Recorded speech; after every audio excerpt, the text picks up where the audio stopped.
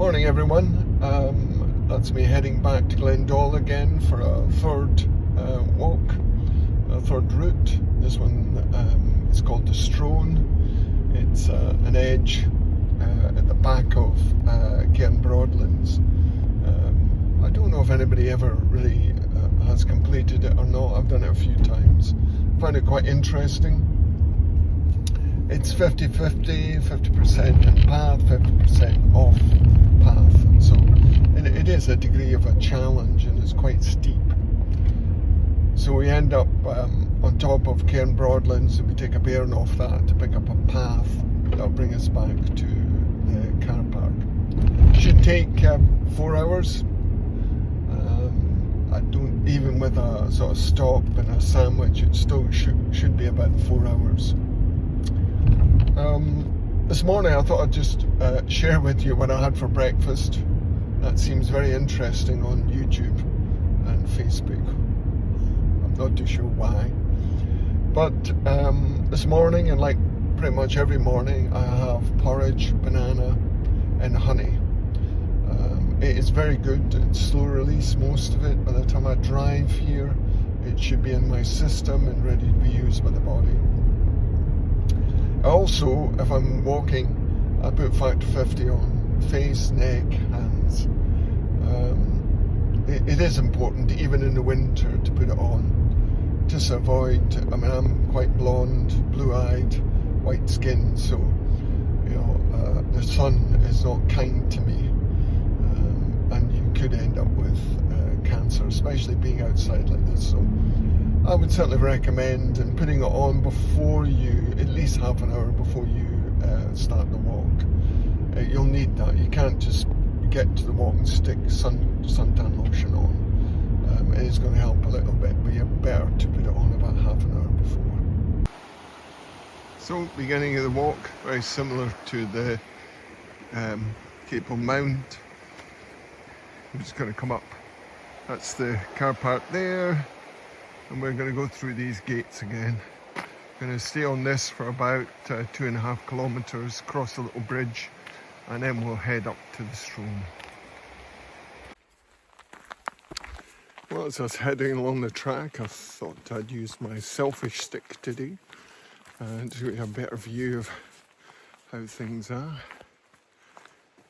Just stunning, stunning morning for 30th of October. You may see that I'm wearing my poppy today. I think it's very important to show the support. It's a beautiful morning. That's the Strone there. Just that edge you can see. That's Cape Mount where we were a few days ago. And that's the back of Cairn Broadlands, I should say.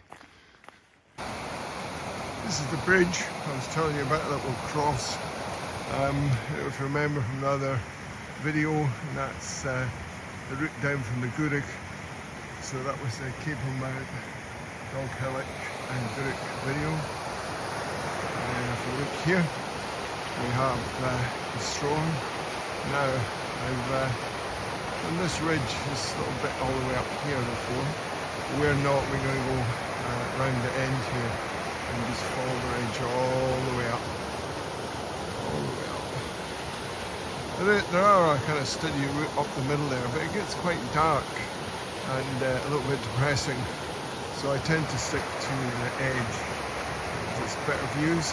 What was quite interesting there was a guy just passed me. We're in the middle of nowhere. I say hi. He just ignores me and continues walking. It just seems strange to me that you wouldn't recognise another human being, but maybe he has his own problems. Generally, people that walk up the hills are quite chatty, like to pass information to each other. But, you know, can't please everyone. Just come around the corner from the from the bridge. And this is the route we're going to take up there. It's about, the bearing's about 226. Just keep going up there, nice and steady. That's about the first section. You see where we came from, down there. I remember I was telling you about the little gully you can go up here. So it eventually comes up and out there. It can be a bit slippy though. So that was the first section, heading up to the second section now. Okay, this is me up the second pitch here, and we're going to head up to that third one there. It's a bit shorter, a bit steeper. Must admit, it was a sweat a lot on the way up. So I was out walking yesterday as well, so it takes its toll on you at some point. This is me heading up to the third pitch. Good thing is the sticks really allows you to drive. This is up the top of that third pitch. See, it's a bit rough ground. You can see where I'm heading up to there. That's Cairn Broadlands. That's where I've just come up from. It's all looking pretty good. Weather's still good. So we're just heading across there to that lump, and then we'll just head up to the left, following the edge. This is me, obviously up and onto the edge just behind Cairn Broadlands. You can see that whole kind of walk down there, right down to Strone, and across there you can see the Gurk, I should say. Across there, Broad Cairn. Across there, Loch. So it's still a beautiful day. I would stay to this kind of edge here. Just be careful, it is quite steep.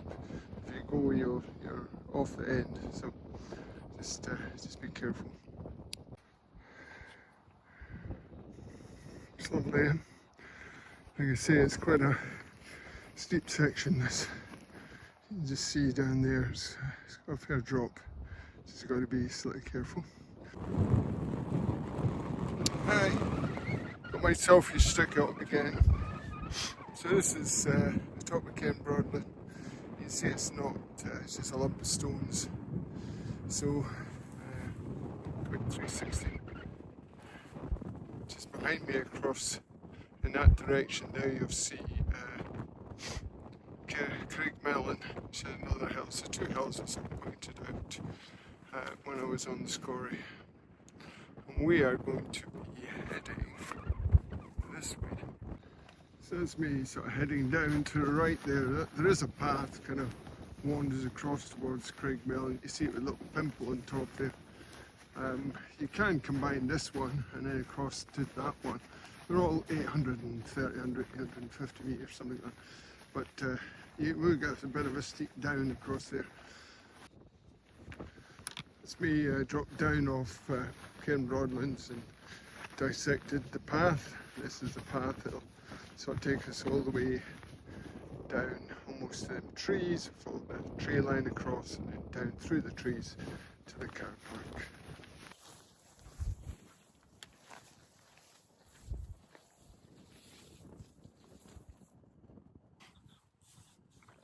Found a nice quiet spot for my cup of tea. And, it's just so nice to sit and just chill for a little bit with a nice hot cup of tea and a biscuit.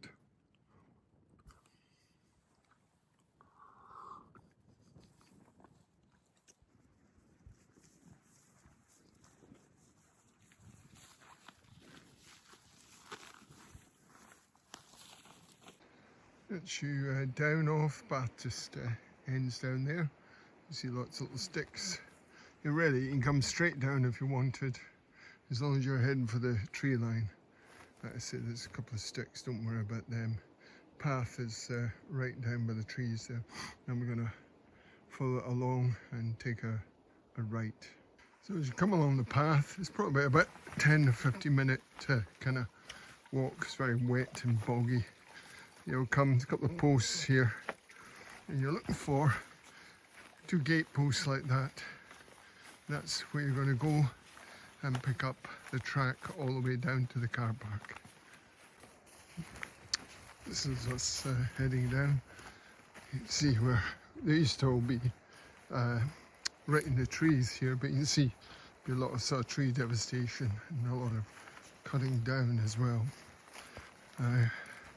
Car park is somewhere just across there, and down there is the road, the Land Rover track we took up to the Strone. So this is us coming down, and we eventually come down to a gate, and then we'll turn right to the car park you can see there. But you know, thanks very much for watching. Again, it took about 4 hours, just over 4 hours, and I think it's certainly a walk worth doing. It's quite hard push up the other side, but once you're on top, it's lovely. Well, thanks again for watching, and take care.